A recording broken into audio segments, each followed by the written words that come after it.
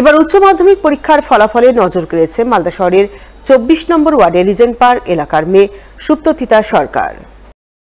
বুলবুলচন্ডী গিরিজা সুন্দরী বিদ্যা মন্দিরের পরীক্ষার্থী হিসাবে ঠাঁই পেয়েছে মেধা তালিকায়, সম্ভাব্য পঞ্চম স্থান অর্জন করেছে রাজ্যে।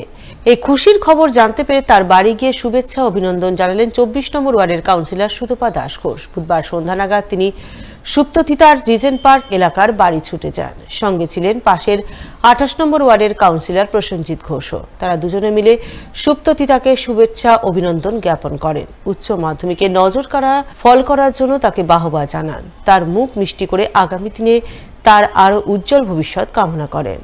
ভীষণই ভালো লাগছে, মানে কি বলবো, একটা আলাদা অনুভূতি।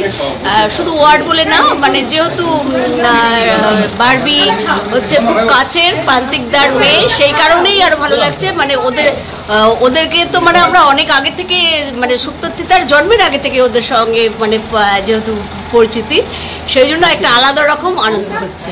একেবারে নিজের বাড়ির মেয়ে এত ভালো একটা রেজাল্ট করেছে, সেই একটা ফিলিংস আসছে।